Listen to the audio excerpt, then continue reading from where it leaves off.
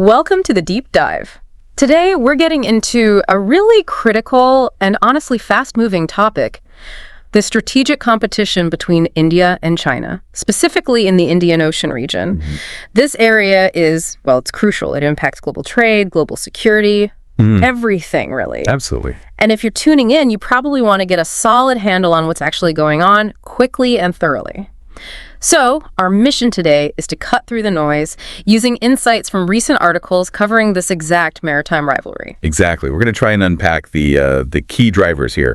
What's pushing this competition, and importantly, how India is responding strategically, and what it all means for the region, really. Okay, great. Yeah. So let's start right at the beginning. Why is the Indian Ocean region, the IOR, why is it so fundamentally important? Well, geographically, first off, it's just vast. Think about it stretching from the Strait of Malacca, over Southeast Asia, all the way across to the Mozambique Channel off Africa. Wow. And that includes major seas. Everyone's heard of the Arabian Sea, Bay of Bengal, the Gulfs, the Red Sea. And bordering all that water, you've got 33 littoral countries. 33? Yeah, and the combined population is staggering, something like 2.9 billion people.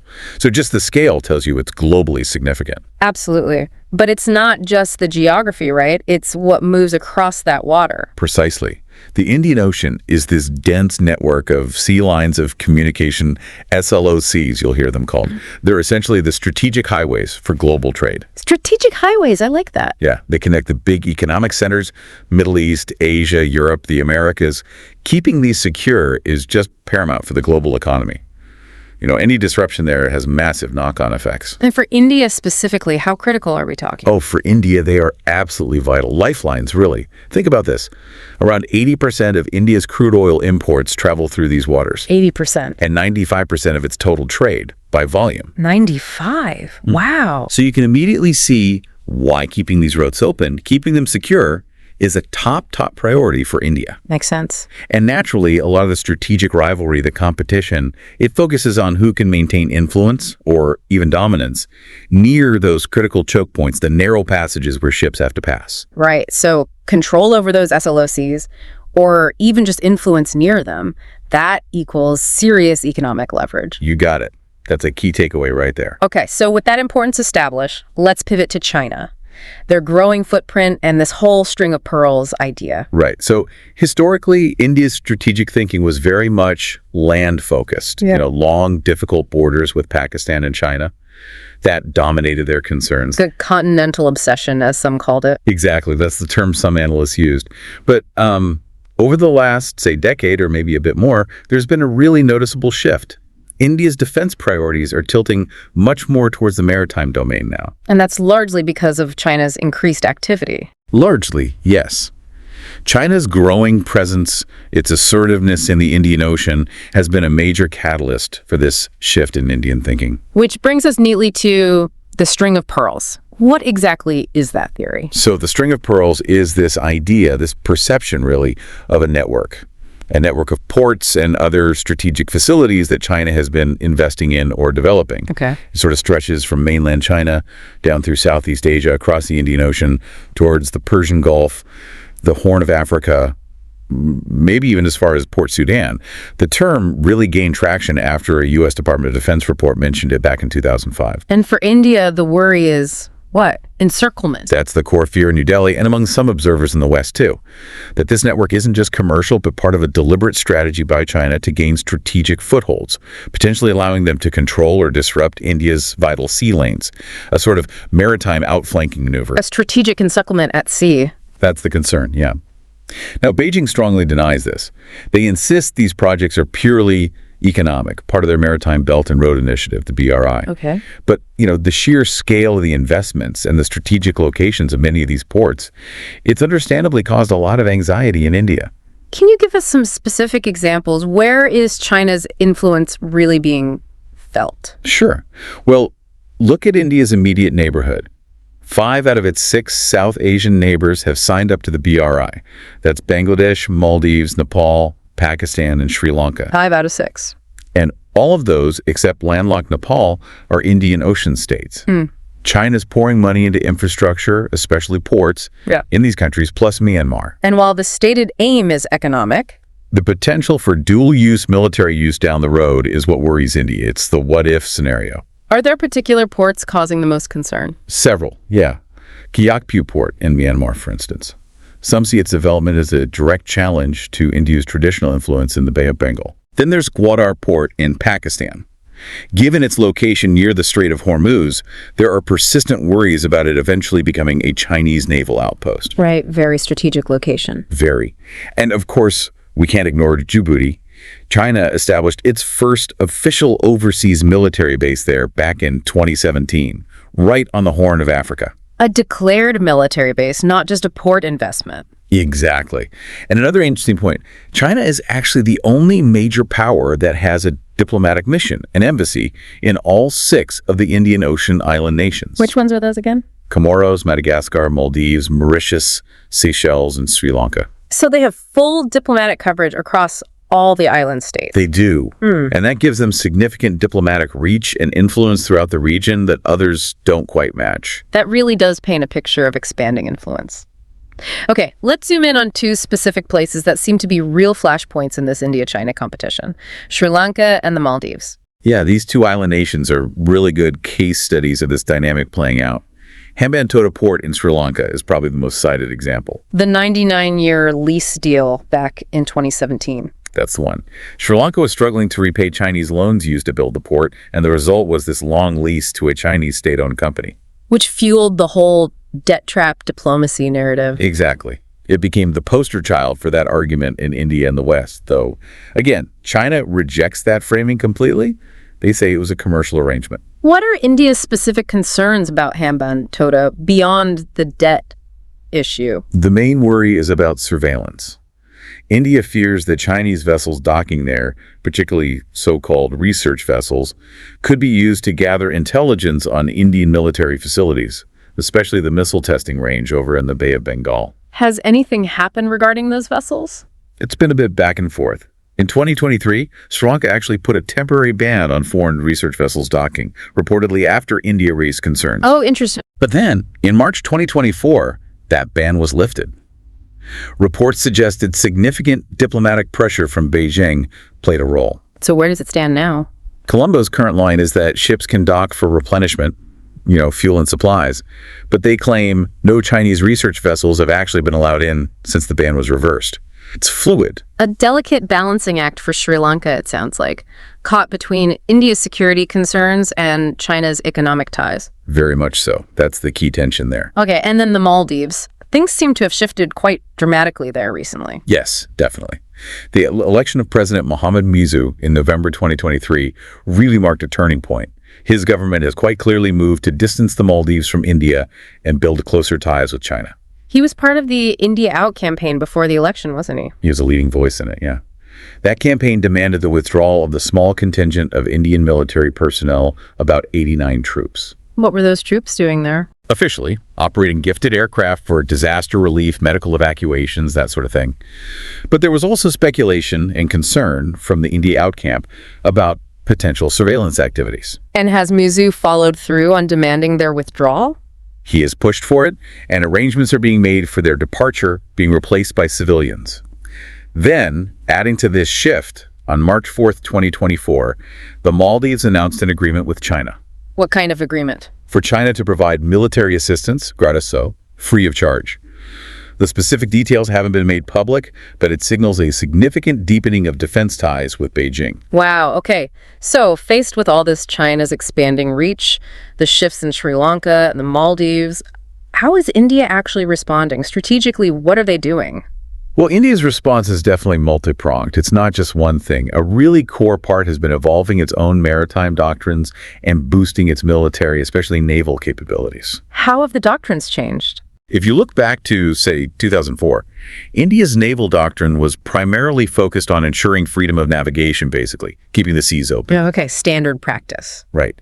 But by 2015, it evolved. The language shifted to enhancing net security in India's maritime areas of interest. Net security provider, what does that actually mean in practice? It basically means India sees itself as having a responsibility to contribute to the overall security of the region, tackling shared threats like piracy, terrorism, coordinating disaster relief, bolstering collective security, not just its own. So a more outward-looking role. Exactly. And alongside that, there's been a subtle but important shift in naval strategy emphasis, away from traditional sea control, trying to dominate large areas of ocean, towards sea denial. Sea denial. Yeah, focusing more on preventing an adversary, presumably China, from being able to operate freely or effectively in strategically vital waters or choke points. And how does that influence what kind of military kit they want? It strongly points toward submarines.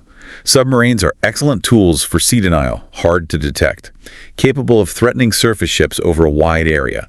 So boosting the submarine fleet is a key priority. Got it. And India's also started talking about the Indo-Pacific much more, right? Absolutely. Around 2015, India formally embraced that concept. It essentially means viewing the Indian Ocean and the Western Pacific not as separate areas, but as one single connected strategic theater. Which mirrors how the U.S. and others see it. Yes, it aligns them more closely with partners like the U.S., Japan, Australia. And building on this, also in 2015, Prime Minister Modi launched the Saigar Doctrine. Security and growth for all in the region. It sort of operationalizes the Indo-Pacific vision for India, promoting a region that's, and this is the official language, free, open, inclusive, peaceful, and prosperous. Sounds familiar. Similar language used by the U.S. and Canada, too. Very similar. It shows a convergence of strategic outlook among these countries. Okay, so doctrines and concepts have evolved. What about actual hardware? What concrete steps is India taking to build up its navy? They're actively working to narrow that capability gap with China, though it's a huge challenge. The 2023 naval budget saw the biggest increase within the defense budget, specifically targeting modernization. Modernization like what? Buying new warships, upgrading existing ones, expanding the fleet size, and integrating new technologies. We've seen some results like test-firing ship-launch versions of the BrahMos supersonic cruise missile in March 2023. Powerful missiles. Very. And there's the planned purchase of MQ-9B Sea Guardian drones from the U.S. That's a big deal for boosting their maritime surveillance, their eyes over the ocean. High-endurance drones. Exactly. And crucially, India is putting a lot of effort into building its own ships. Indigenous shipbuilding is a major focus. Submarines, both conventional and nuclear-powered, and aircraft carriers. Right. They commissioned their first domestically built carrier recently, didn't they? Yes. INS Vikrant, commissioned in 2022. A huge milestone for their indigenous defense industry and naval ambitions. But even with Vikrant and these other efforts, how does India's fleet actually stack up against China's right now? That's where the scale of the challenge becomes really clear. India currently has around, say, 132 warships. Okay. China's Navy, the plan, is significantly larger. They have about 370 warships now. Whoa. And projections suggest they could hit 435 ships by 2030. So the numbers gap is substantial and growing. And it's not just numbers, is it? Technology matters too. Absolutely. China's also fielding increasingly sophisticated ships. For instance, their new Type 096 nuclear-armed submarines are reportedly very quiet, very hard to detect. That poses a serious strategic challenge, not just for India, but for the U.S. and its allies as well. So closing that gap, both in numbers and tech, is a massive task for India. It really is. A key challenge going forward. Okay, so beyond building up its own military, what else is India doing to counter China's influence? Are they focusing on relationships in the region? Yes, that's the other major pillar of their strategy. Actively strengthening ties and building influence with other Indian Ocean states. Diplomatic outreach, development assistance, security cooperation. Can you give some recent examples? Sure. In February 2024, PM Modi inaugurated several projects, including an airstrip and jetty on Mauritius's Agalega Island. Agalega.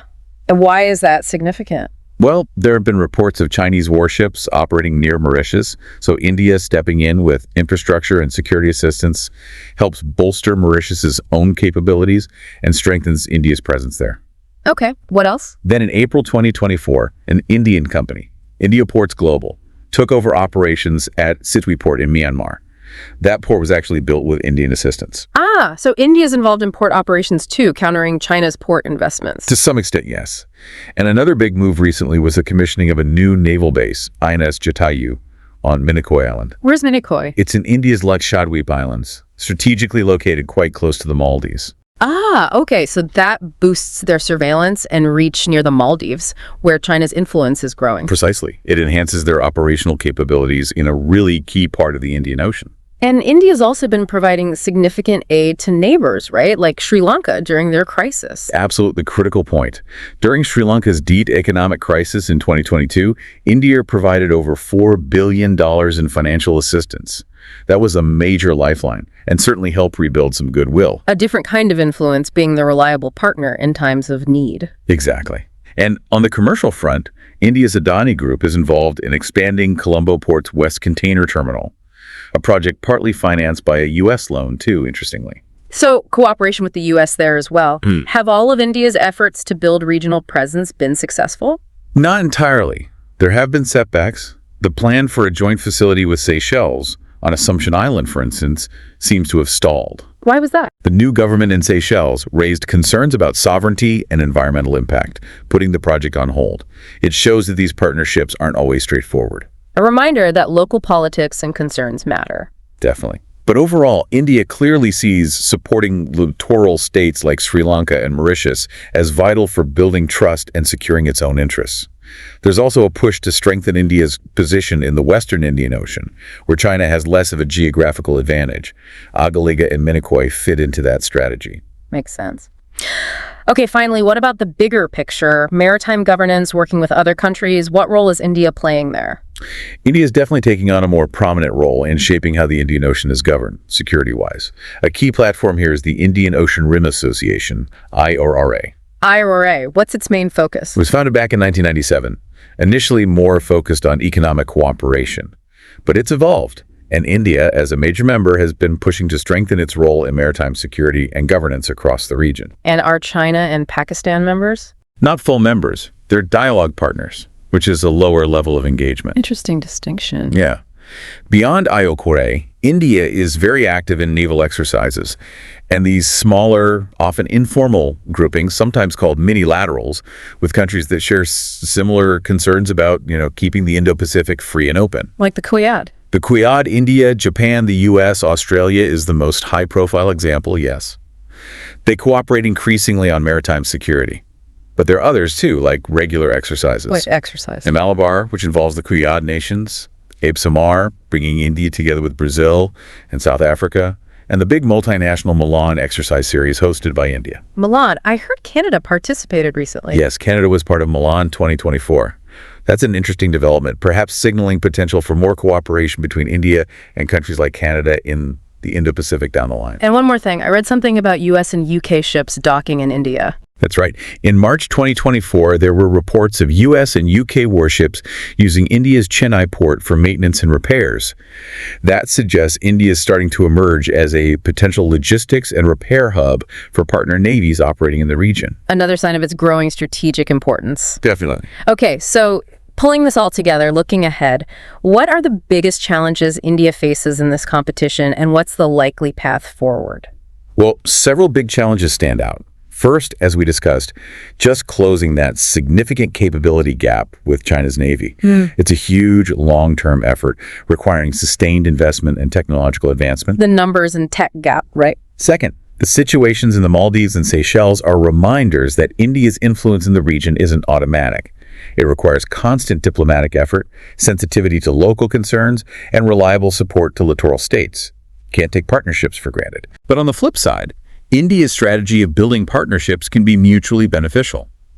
It helps the regional states, sure, but it also serves the interests of countries outside the region, like Canada or the U.S., who want a stable, free, and open Indo-Pacific. A convergence of interests, essentially. Exactly. Shared interests in economic prosperity, freedom of navigation, a rules-based order. These provide a strong foundation for cooperation.